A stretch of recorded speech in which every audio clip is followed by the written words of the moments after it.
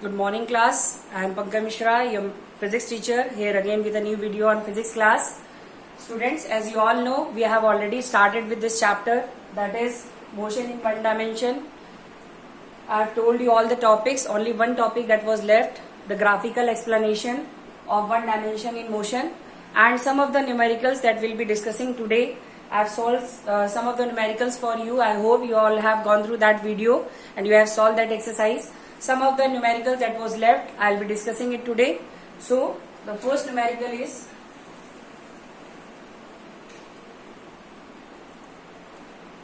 the first question is a car starting from rest acquires a velocity of 180 meter per second. This question I have already done. Next question. A body is moving vertically upward. Its velocity changes at a constant rate from 50 meter per second to 20 meter per second in 3 seconds. So in this question, student, it is given the velocity of the car is now being changed from 50 meter per second to 20 meter per second. So student, you have seen that the velocity of the car is now being decreasing. So this shows that there will be retardation, that is acceleration will be -1, and the time duration in which the car this velocity is being attained is 3 seconds. So we have got a formula for this, A equal to V minus U by T. So for this your initial will be 50 and final velocity will be 20. So student, what we'll do, we will now just substitute this value. So A equal to 20 minus 50 upon 3. This will be equal to minus 30 by 3, which is equal to minus 10 meter per second. This negative sign resembles that the velocity of the car is now being decreasing. That is, this sign shows acceleration is -1. So we say that this type of acceleration is known as retardation. So now the next question that we'll discuss. The next question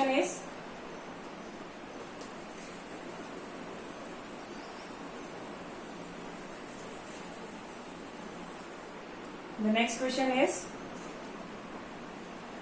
a toy initially moving with a uniform velocity of 18 km per hour comes to stop in 2 seconds. Find the retardation. That is, initially the car was moving with 18 km per hour.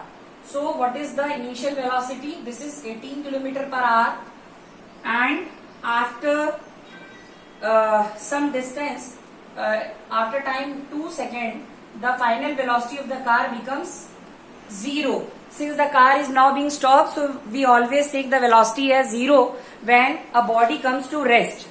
So now you can see here, we always take the physical quantity in SI unit. Now here you can see it is in kilometer per hour.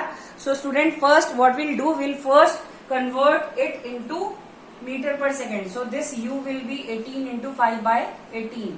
Cross multiply, we'll cancel it out. 5 meter per second will be the initial velocity. Now for calculating the acceleration, we'll substitute this in this formula. So V will be 0 minus 5 upon time is 2. This will be minus 5 by 2. That is equal to minus 2.5 meter per second square. So again you can see in this question also we have got retardation. The velocity is continuously decreasing since the brake is being applied. So because of the frictional force, the velocity of the car will get continuously decreasing. Now the next question is, a car accelerates at a rate of 5 meter per second. Find the increase in velocity in 2 seconds. So in this question, acceleration is given. Now in this part, acceleration is given. So we'll write acceleration is 5 meter per second square, and increase in velocity, that is this V minus U, delta V is 2. Sorry, we have to calculate this one, and the time is 2 seconds. So we want to calculate this delta V. So this will be equal to A equal to V minus U, that is this delta upon t. So this delta v will be a into t. This is equal to 5 into 2. 5 2s are 5 is your acceleration, t is your time. So this will be 10 meter per second. So this is how you have to solve. The last question that I will take. A car is moving in a straight line with a speed 18 km per hour. It is stopped in 5 seconds by applying the brakes. Find the speed of the car. In this question, 3 parts are there. So we will be solving that. Last question. A car is moving in a straight line with a speed. Speed is given, student, 18 km per hour. I have told you the difference between speed and velocity. If the direction is specified, then we will call that physical quantity as velocity, and if the direction is not specified, then it is a speed only. The speed is given and it is being stopped in t equal to 5 seconds. After 5 seconds it is being stopped by applying brake. Find the speed of the car. Find the speed of the car in meter per second. So first part is we just have to convert this kilometer per hour into meter per second. For that I have told you we just have to multiply it by 5 by 18. So this 18 goes with 18. So we'll get 5 meter per second. This will be the speed of the car in SI system. Now second part is retardation. Second part is, student, retardation. Retardation means A equal to V minus U by T. Again you can see, student, the velocity of the car is being now decreased. So the initial velocity will be 5 meter per second and final velocity will be 0. So this will be minus 1 meter per second square. The retardation will be minus 1 meter per second square. The last part, speed of the car after 2 seconds of applying the brake. Now speed of the car after 2 seconds.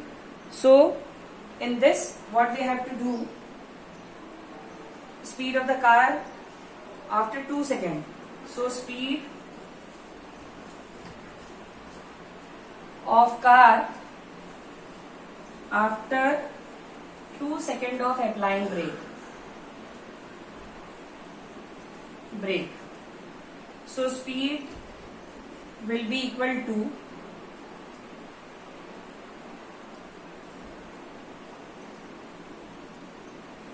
this will be V equal to U plus 80. Initial velocity was after this will be U is 5 minus this will be acceleration is 1. Now the time is 2. So this will be 5 minus 2. This will be 3 meter per second. So after applying brakes in 2 seconds, the velocity of the car will be 3 meter per second. So student, this was all about the numericals in this chapter. Some other numericals are also there, that is on the basis of the graph. But today I will be discussing the graph first. I will be telling you how to calculate the slope of the graph. Okay, so after that I will upload one more video regarding this chapter so that you can solve the numericals on the basis of the graph. But before that, first we'll understand the graphical representation.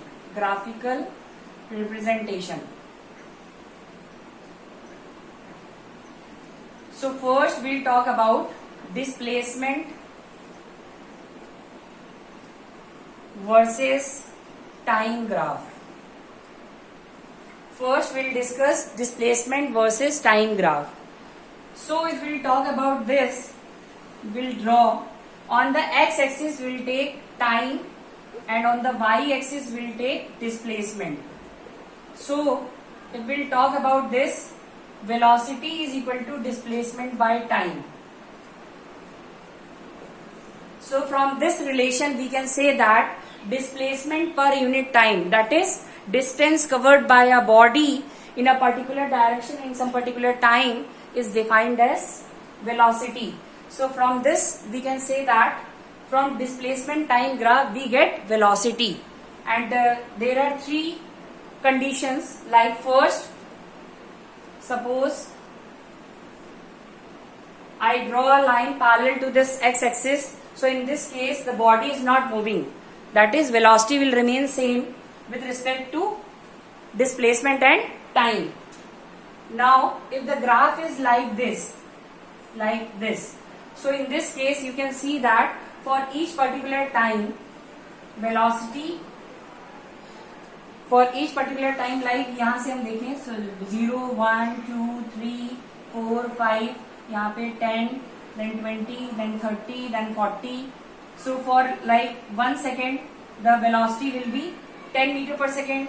For again 2 seconds, the velocity will be 10 meter per second. So from this, you can say that the body is moving with uniform velocity.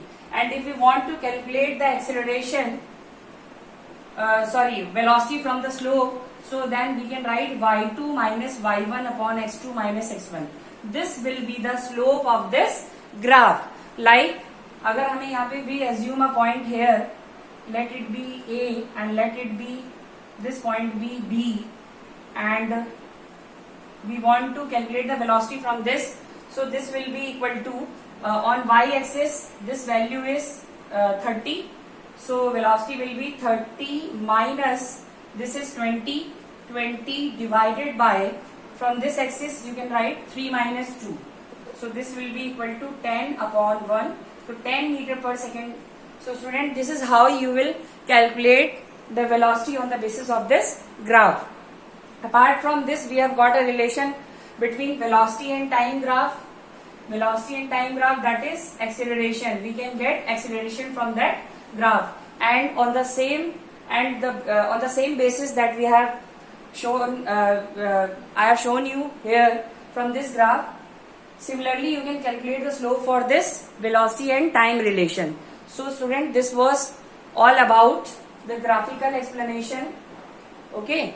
Now on the basis of this graphical representation and the slope representation, I'll be telling you how to solve the numerical. But before this, just go through this video properly so that you can understood all the things that I have told you today. Okay.